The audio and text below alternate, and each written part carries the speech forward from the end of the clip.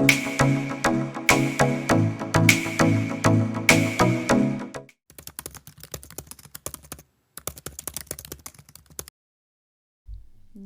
Nino, Nino. Welcome back to our channel. I'm Eric, I'm Anna. and today we're going to have a really cool conversation about a really amazingly exciting topic: time management. Something that is everyone's desire to do well at and is constantly a struggle. So, Don't want to add anything? I agree. This is something that we've been talking about a lot lately, and by lately I mean years. We constantly try and change things up, and if you've tuned in before, you know that we have two amazing kids, and activities are not the same week in, week out. They are day in, day out for various periods of time, but it really does play games with your time management. But that's when we're talking about outside of work. Inside of work, It's a work in progress. As we said before, we haven't really figured it out yet. Even though we've been at it for a couple of years, it's still something that is an ever-changing process for us. yeah. And it's one that, because of how difficult it is to actually find that spare time, it can be really tough to enjoy life when you're constantly worried about the whirlwind, for lack of a better word. Is that fair? That is fair. Yeah. So we're going to try something today. This is something that bothers both of us quite a bit. And I think that if you're a human being of planet Earth and you have priorities outside of just yourself and your own desires, it's a thing for anybody. But for Anna, especially in our household, it's just one of those, I need a way to breathe and I don't know how. So we're going to change things up by me doing a little bit more of an interview style. So I'm going to be asking you some questions. I just want you to say how you're feeling. And at the end of the day, we'll see if there's anything that we can do that helps other people with some ideas, helps us with some ideas on working towards getting better at this. Because, as we said, it's work, it's life, it's us, it's kids. It's not as easy as a TikTok video, right? Well, that depends. Is a TikTok video easy? Well, a lot of them are. They look easy. Not the production of it, the looking at it and seeing like, oh, you have it, everything's figured out, right? I don't get it. Well, you're looking at like social media and you're seeing everybody's always happy-go-lucky. Not always, but oftentimes. Okay, but you're talking Couples about... are happy, kids are happy, well-behaved, work is, I'm earning like $1 million a day, that kind of stuff. Like one of those voiceovers I did the other day? Yeah, The How to Become a Millionaire. yeah. Stay tuned. Hopefully, yeah, you'll enjoy it. It's absolutely realistic. But yeah, we'll have that conversation now. So, let's start with a lot of that frustration that you've been feeling over the last little while. How do you have a good life balance, work-life balance? I know it's a loaded question, but do your best to answer it. Well, I don't know how to. I think that's the struggle. Is you have something in your head that you would like to happen, and then your day just kind of sometimes has a mind of its own, and it's really, you don't always have the strength to just say no to something because you have something else on your to-do list. You kind of just go with the flow. Why don't you give everybody an idea of what a typical day looks like? And I know that there's parts of the day that are a little bit more mushy, but what's a typical day look like for you? A typical weekday. So I wake up early, 4:30. I drive over to the gym. No, first I have a coffee, then I drive over to the gym, and I try to get there by like 5, maybe like 10 after 5. Do my workout. By the time I come home, it's like 6 and change. Take my shower, may or may not put my face on. And then start getting ready for the kids for school. So lunches and snacks and all that jazz. Don't forget the part where like you come home and you're like, Ark, why are you still in bed? I don't do that. I know you don't do that. Take it back. It's the alter ego coming out. I only ask you that if you tell me that you are going to wake up at a certain hour to do a workout, that when I come home and you're in bed, I'm like, what are you doing? Which happened today, but that's Yeah, because that's I forgot that tomorrow I'm busy in the morning. Anyways, go on. So prepping for the kids, then they get up and we kind of just get them ready for school, and then we drop them off at around 8:40. We come home, we have breakfast. By the time we kind of get ourselves ready for work, it's like, let's say 9:15. We do try to like hard stop Yeah. for everything, and work starts at 9, but Yeah, but like realistically, by the time like even like putting plates away after breakfast, right? So about 9:15, and then it really just depends on the day. Like some days, if I have to edit stuff, so then I just go and do that. And if we have to record things, then we do that. And some days we just have to run through 1,001 emails, or we have meetings. So like, yeah, every day is just, I can't say that even multiple days are like remotely the same. They're not. Like every day is different. and you already stopped yourself, which is great, but like that 9 to 3 was something that we were talking about all of yesterday. Did you say that we picked them up at 3:00, and that's Not kind yet. of okay? So kids' school day ends at 3:00, so it's kind of a hard stop for work, and then we try and find filler time afterwards. But 9 to 3, as you mentioned, and we'll go into a little more detail, but it's the 3 to 9 before the kids go to bed. That's kind of like, even though every day's different because of different activities, and every couple of months new activities come in place of old activities because of scheduling and whatnot. But what's a typical 3 to 9 Monday to Friday for you? Well, that's where I was telling you yesterday that I feel like somebody after 3:00 just turns on the fast forward, because we pick them up. Sometimes they stay outside, and then if they have extracurricular activities, then that's kind of where like the evening goes. But if they don't, it's bringing them home and just like unpacking their stuff and having them change their clothes, and like all of those little things that accumulate into 30 to 45 minutes. And then they go read, and by the time while they're reading, washing all of their lunch stuff and putting their clothes away, and then they come downstairs and they whatever want to chit chat for a bit, so we do that, and then it's prepping dinner, and then it's dinner, and then it's cleaning up after dinner, and then it's sitting with them for a bit, and then it's bedtime. If you don't know Anna yet, clean freak is a compliment and understatement. I'm not a clean freak. Organization freak is I a just compliment don't like- and an understatement. Look, I don't like clutter. Even if it's clutter that I can't see, but I know it's there, like it bothers me. So I don't feel like I'm one of those who like takes a toothbrush to the corner. Did you hear that? Dust fell in the corner Okay. of the room in the basement next to the furnace.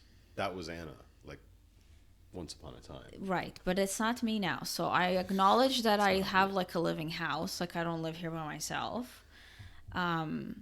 But I like a clean house. It doesn't have to be, like squeaky clean. Like I said, I'm not taking like brushes to everything and all that stuff. But like we don't have clutter. Like I don't have like cups everywhere, and I don't like to have or don't have actually like dirty clothes laying around and all that stuff. Like I like blankets to be full. Like this is just the day to day, and this is how we raise our kids, and like there's no reason for them to be coming home and like doing this with all of their stuff and just running off and letting mom and dad pick up after themselves.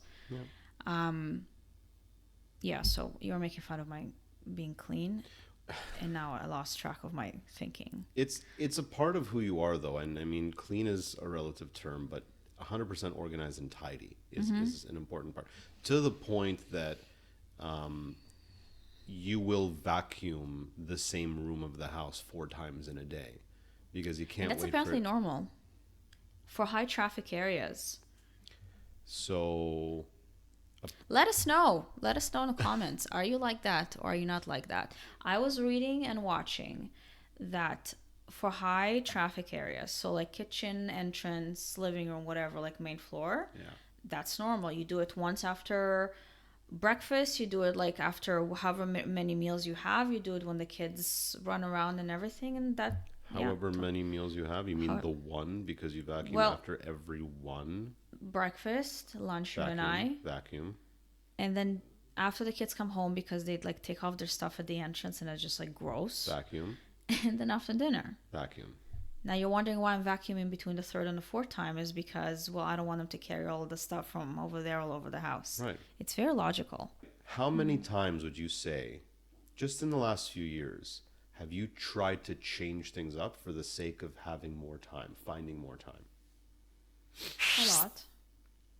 Throw a number out of the world. I honestly don't know.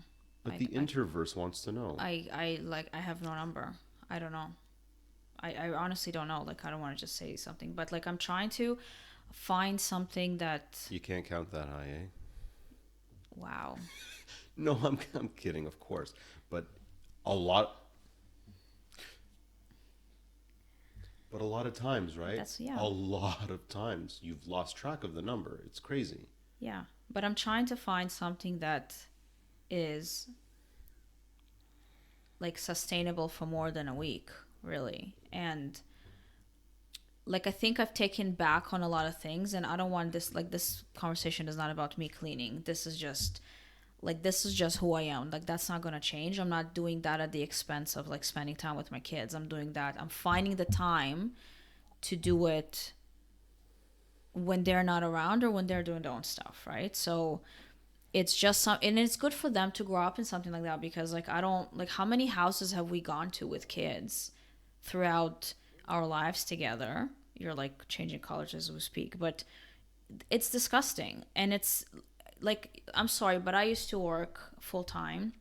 I used to be like absent from the house from like 7:30 in the morning until 9 o'clock at night, and my house still didn't look anything. Actually, it didn't even look different than it does right now. Like, everything was always tidy and organized, and it's just something that the kids understand that that's the right thing to do. So it's good for an efficient mind. Like, well, if you have a cluttered house, you have a cluttered mind, that's and it's hard for you besides the to get point. things done. Yeah. But it's just good for them, and it's not just for them to understand the idea of having like a clean space, but it's also for them like being tidy. Okay, well, they do their homework, so they understand that they don't always do that, obviously, but like they understand that they have to be tidy. Or like when they write a card to a friend for a birthday, like they understand that they have to put in an effort and make it look nice. Like they get, or like with their clothes, like they understand that they shouldn't be getting dressed like, like they just rolled off of the bed and decided to walk outside. So it's not just the house, it's like everything else that kind of comes with it. By the way, and I know this is a little off topic, but like, kudos to you for, it's one of those activities where we really try hard to teach our kids about the importance of kindness and caring and all that. And for every birthday party that they go to, you will make sure that they appreciate the value of getting a card done for their friend, not buying a card and then writing a quick happy birthday note, but actually drawing something out, putting effort to show the friend that I care enough about you. Like, just those good things, those kind things that you teach a person. Kindness matters. Kindness brings forth a positivity and energy. That's amazing. And that's something that we all forget to do as we get busy in our days. And it's just one of those important things. Like, find those kindnesses, those opportunities to be good and kind. It's another important aspect of it. Now, that doesn't help with time management. No. Right? But I think if we go back to the last thing that we were talking about, you've tried a million different ways. Mm-hmm. You've also said that no one way has been tried for a day and then you give up on it. It's at least how long that you're trying to do something and seeing if it's going to click. Well, I'm trying to do it for at least a couple of weeks, but like, sometimes I can really quickly tell that, okay, that's just a bad idea. And the reason why I even come up with all this stuff, like I get just stuff on my feed, like whatever feed, like it could be like my Google News, right? And it's just 10 tips on how to do da da da da da, and I kind of fall into it, and it's I want to try it out because it seems so like easy and efficient, and then lo and behold, not so much. Yeah. And I mean, you've tried the template thing too, right? Like scheduling things out throughout the day, even in the evenings where it's a lot more. I mean, you already expressed what it is every single day. It's not like there's changes in it, but how do you feel that that's gone for you? Well, I used to want to micromanage my day, and it would come to the point where like it would be just like hour by hour, but Minute by minute. okay, hour by hour, Okay. in 60-minute intervals. How about that? Okay, sure. But it didn't go well because, like I said, every day is different, and we're still working the details of our business, and we don't often know how long something will take. And what we think is supposed to, like, we're reading over an email and we're thinking, okay, it's just going to be 5-10 minutes, and then 45 minutes later, Yeah. no, it's like, So but often. that's how it is, right? And it's not like you're scrolling and looking and playing with your phone. Like, it's legitimately for you to sit and analyze what you're like, because you're making decisions, right? And then you can't finger point at anybody else. Like, if something goes wrong, that's on you, and you don't want to, like, it's time, it's money, it's stress, right? It's all those things. So to go back, like, I can't, the idea of micromanaging the day or the week or the month, it's not something that works. And I've come to terms with just like writing the to-do list and knowing that like by the end of the week I have to get all of these things done. And the only time that I would actually like set something specific, like in terms of the days, like if something has to be done on that day, like a phone call, blah, blah, blah, blah, blah, blah.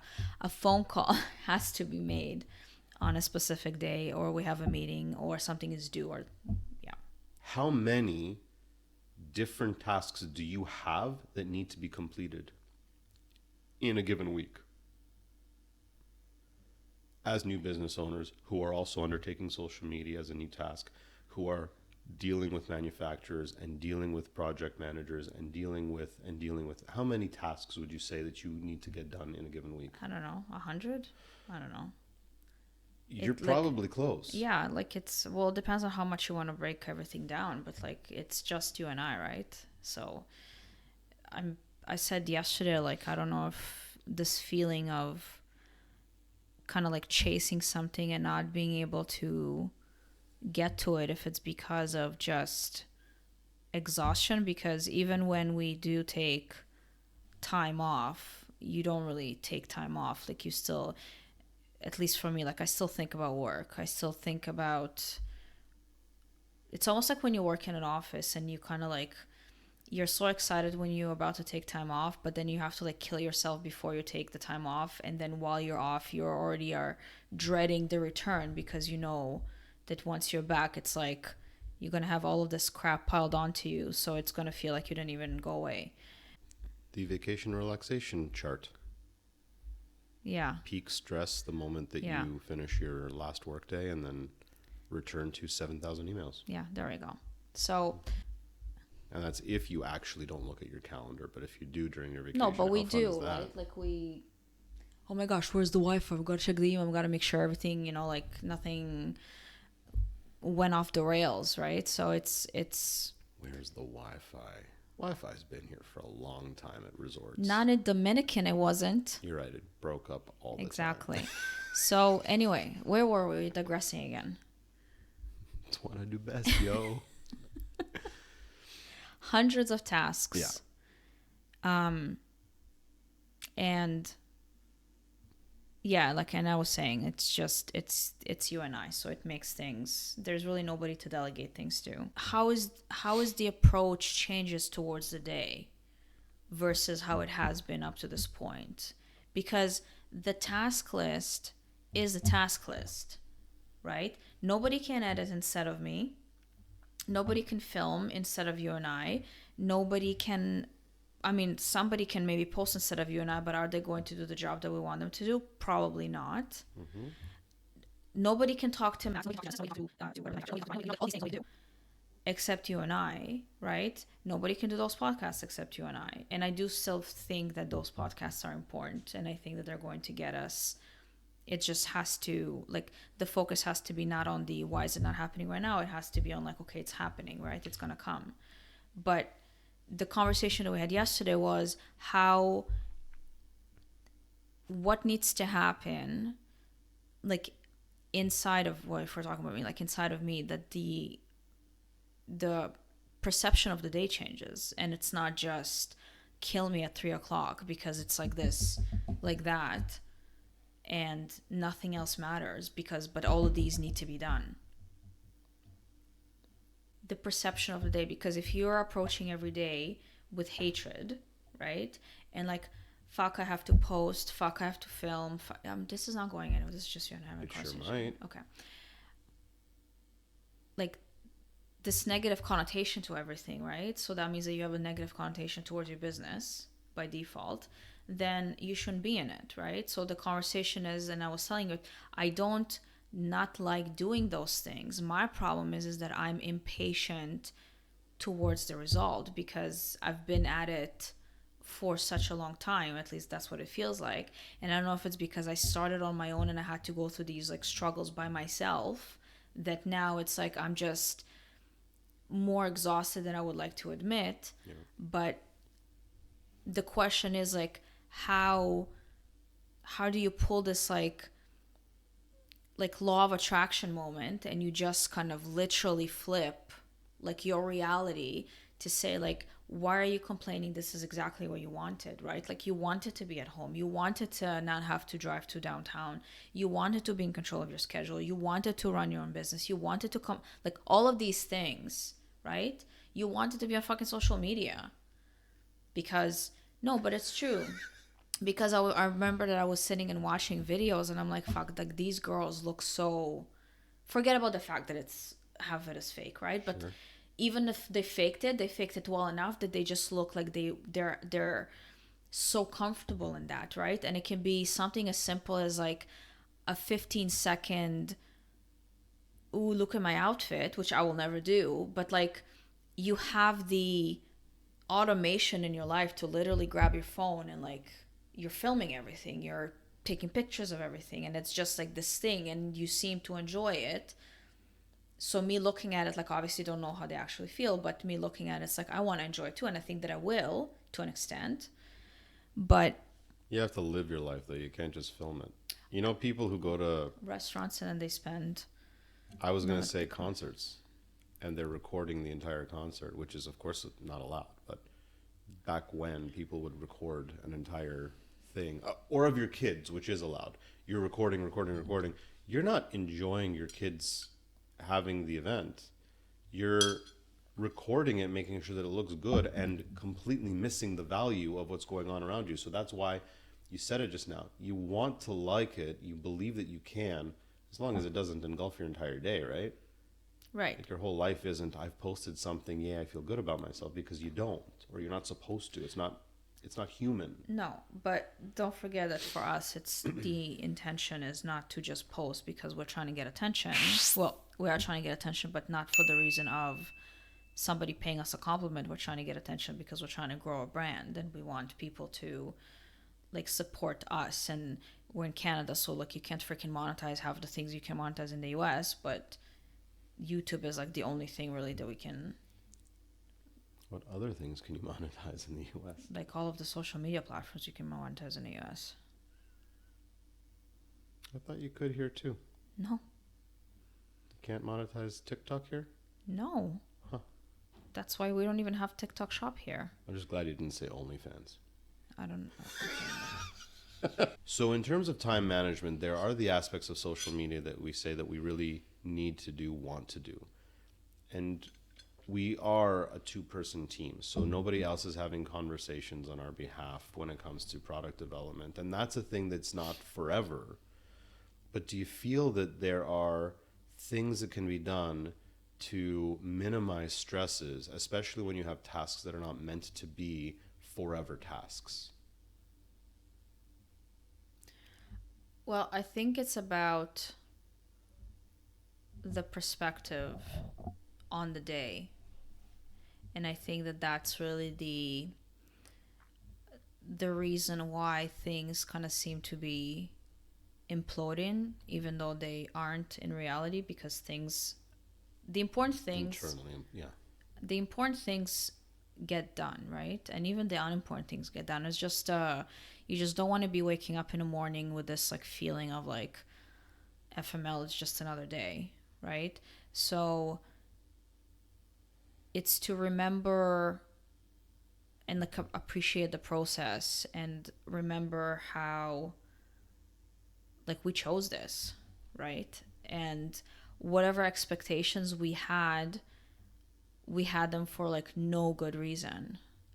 um no, but it's true. It's like whatever expectations or assumptions, and this is why we were saying in our first episode that, you know, when you start something new, like you're inevitably gullible, even if you do feel like you have at least like minimal background knowledge, but you still are gullible because you talk to and you listen to people who claim to have gone through the same journey, and then you kind of try and mimic, and then you realize, well, it's not working for me, so then why? And then you start like, you know, internalizing all of it, and then you're like the negative comes into play, and then you think you suck at everything, and like, you know, just this really really dark rabbit hole.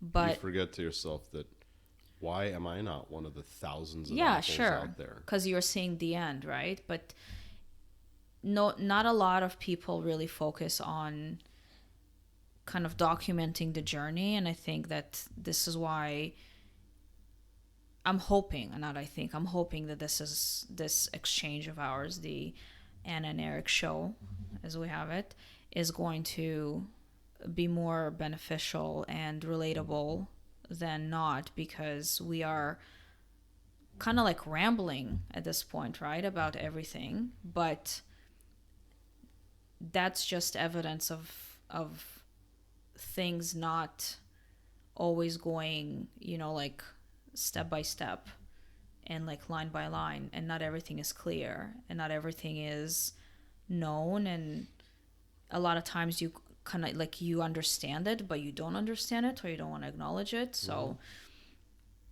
yeah, I think it's just finding a way to change how you look at a day, at your day, and approach it like that, because you had moments when you were working in the office and you loved going into the office. Yeah. It wasn't for a long time, but it happened. Yeah. And same with me. And I remember during that period, it was close to a year, I had so much freaking energy and I was doing so much, and I felt like on top of the world. And I don't know if it's because I was younger or because I just really, really loved what I did and I was just excited about every single day. So I had the desire to kind of like, Or maybe that you loved that you were chosen to do it and you got to show the people who chose maybe. you how great you would be at it, which is not possible in what we're doing now. No. It's the opposite. You do it and you hope that people will find it, and people will. People will.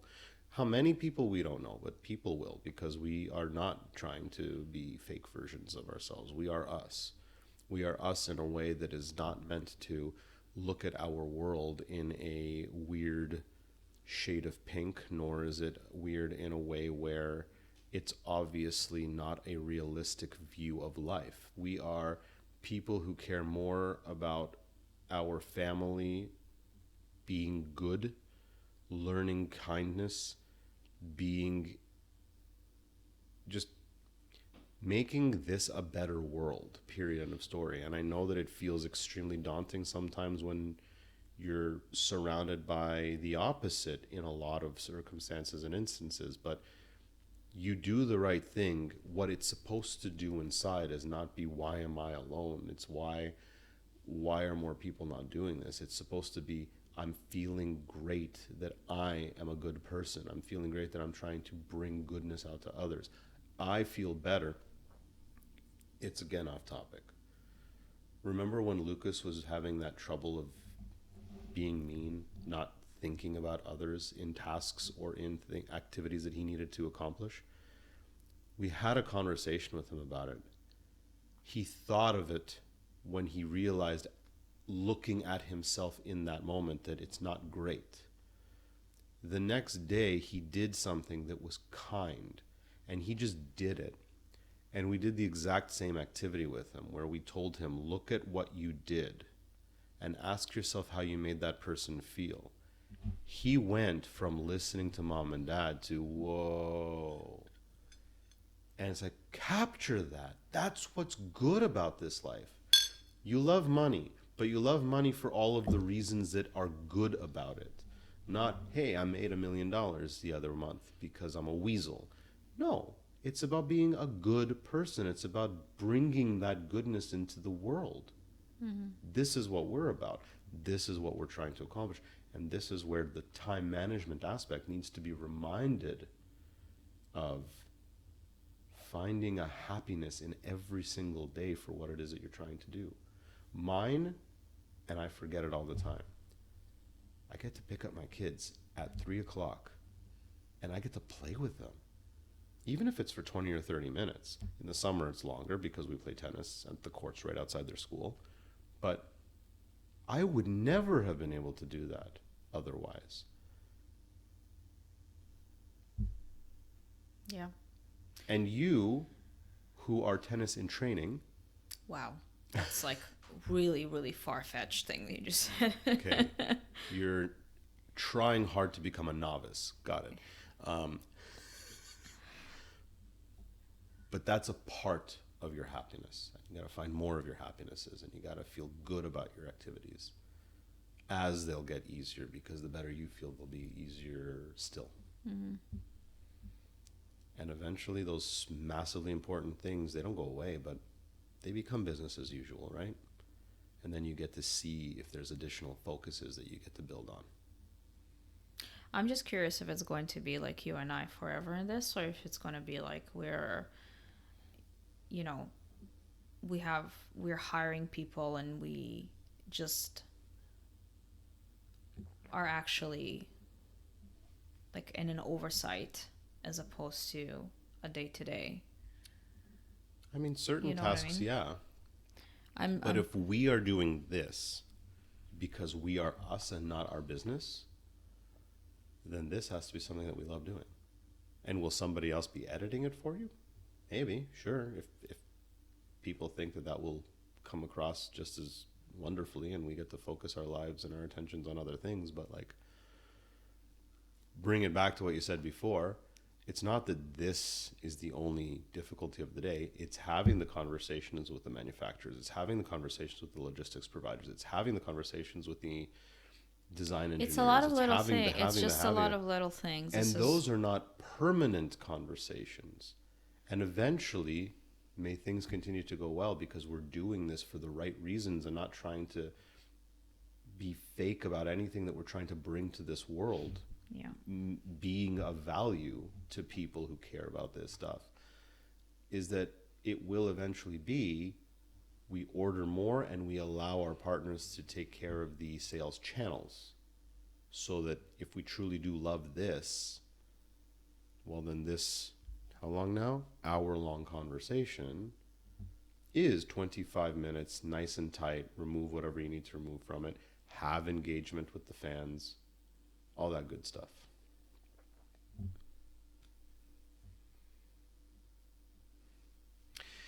If you like this conversation, please hit that like button, subscribe to our channel, and comment below so that we can continue to provide you with efficient and quality information. It's like a broadcaster.